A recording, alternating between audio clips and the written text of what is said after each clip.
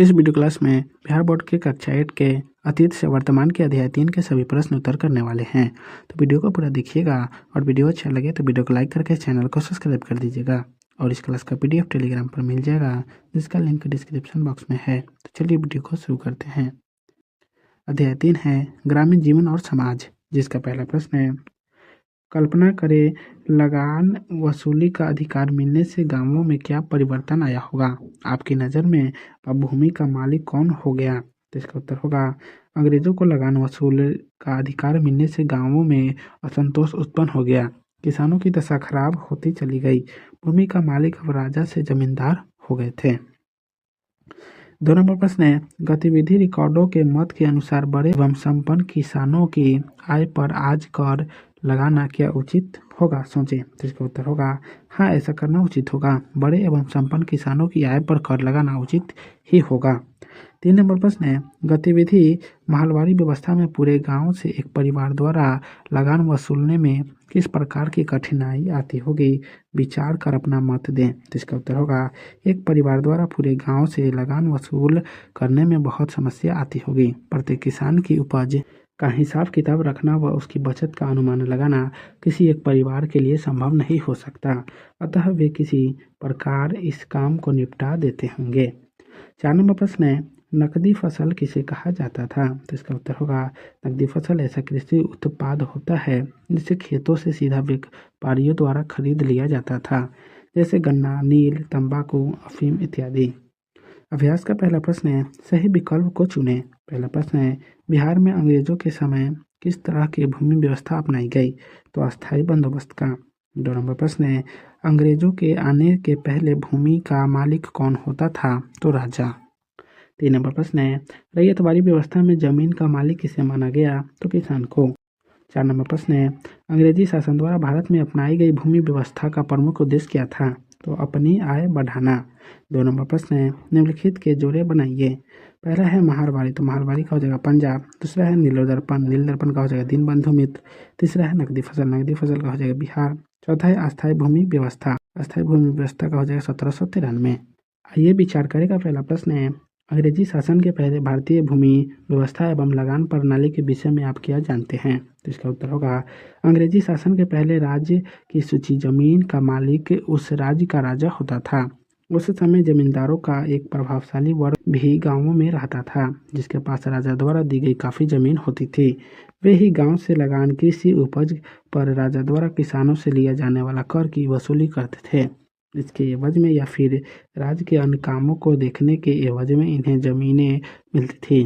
राजा या उसके अधिकारी गांवों में ज़्यादा दखल नहीं देते थे, बस जमींदारों के मार्फत द्वारा निर्धारित लगान वसूल करते थे। 2 नंबर प्रश्न है, अस्थायी बंदोबस्त की विशेषताओं को बताएं। तो इसका उत्तर होगा, 1789 के आसपास कंपनी सरकार ने जमींदारों के साथ एक करार किया। इसके तहत जमींदारों के द्वारा कंपनी को दिया जाने वाला लगान 10 वर्षों के लिए तय कर दिया गया। यह राशि जमींदारों द्वारा किसानों से वसूले गए लगान का 9/10 भाग तय कर दिया गया। आगे चलकर सन 1793 में इसी राशि को हमेशा के लिए निश्चित मान लिया गया। इसी राशि में भविष्य में कोई बढ़ोतरी नहीं होनी थी। इस व्यवस्था को अस्थायी बंदोबस्त का नाम दिया गया। इस व्यवस्था के तहत एक आकलन के अनुसार यदि किसानों की उपज को 100 माना जाए तो अंग्रेजी सरकार को उसमें से लगभग 45% हिस्सा प्राप्त होता था। जमींदार और उसके कारिंदे अपने लिए करीब 15% हिस्सा वसूलते थे और शेष 40% किसान के पास बचता था। इस राशि में कोई परिवर्तन नहीं होना था, पर जमींदारों को लगान की तय राशि नियमित तिथि को सूरज डूबने के पहले सरकारी कार्यालय में जमा करना अनिवार्य था। ऐसा नहीं करने पर उसकी जमींदारी नीलाम कर दी जाती थी। सरकार को इस बात की कोई परवाह नहीं थी कि अकाल या बाढ़ के कारण फसल नष्ट हो गई है या पैदावार कम हुई है। जमींदारों को हर हाल में तय राशि नियत तिथि को जमा करना ही था। 3 नंबर प्रश्न है, अंग्रेजी सरकार द्वारा बार बार भूमि राजस्व व्यवस्था में किए जाने वाले परिवर्तन को आप किस रूप में देखते हैं, अपने शब्दों में बताएं। तो इसका उत्तर होगा, अंग्रेजी सरकार ने गांवों से ज़्यादा धन अपने साम्राज्य विस्तार के लिए होने वाले खर्चों के लिए प्राप्त करना चाहा। इसके लिए उसने पहली अस्थायी बंदोबस्त व्यवस्था की। इसके तहत जमींदारों द्वारा लगान के रूप में जमा की जाने वाली राशि हमेशा के लिए तय कर दी गई। फिर उन्हें लगा कि यह उचित नहीं था, क्योंकि साल दर साल उसके खर्चे तो बढ़ते ही जाएंगे और लगान के रूप में आने वाली आय वही रहेगी। अतः उन्हें फिर मालवाड़ी व्यवस्था की, जिसके तहत जमींदारों के बदले गांव के बड़े किसान या परिवार को गांव का लगान वसूलने का अधिकार दे दिया गया। इसके तहत अंग्रेजों को 50% लगान मिलना था और इसे मात्र 30 वर्षों के लिए लागू किया गया, जबकि रैयतवाड़ी व्यवस्था के तहत कंपनी सरकार ने सीधा किसानों से संपर्क किया।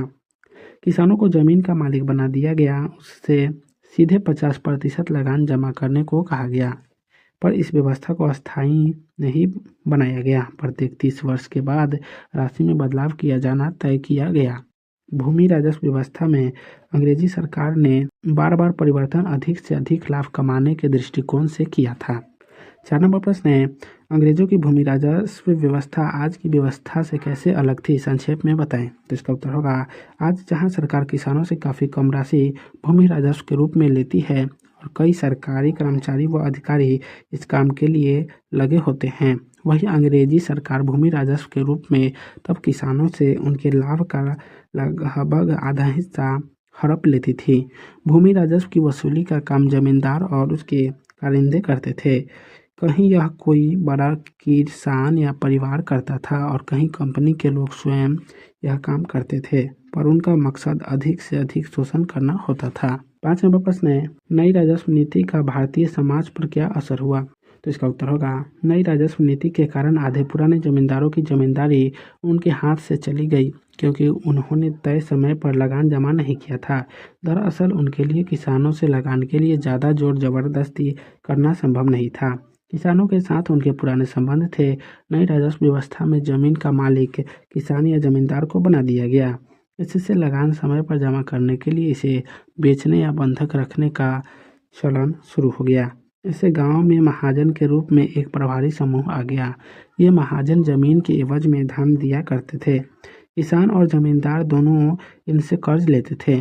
अंग्रेज सरकार को केवल लगान से मतलब थी। इस नई राजस्व नीति का भारतीय समाज पर बुरा असर पड़ा। शोषण बढ़ा, भारतीय किसानों की दरिद्रता बढ़ी और भारतीय समाज में असंतोष बढ़ता गया, जिसके परिणाम स्वरूप जगह जगह पर उपद्रव की स्थिति उत्पन्न हो गई। 6 नंबर प्रश्न है, नील की खेती की प्रमुख समस्याओं की चर्चा करें। इसका उत्तर होगा, भारतीय किसानों के दृष्टिकोण से नील की खेती उनके लिए फायदेमंद नहीं थी। मजबूरन उन्हें अपनी जमीन के एक बेहतर हिस्से पर इसकी खेती करनी पड़ती थी।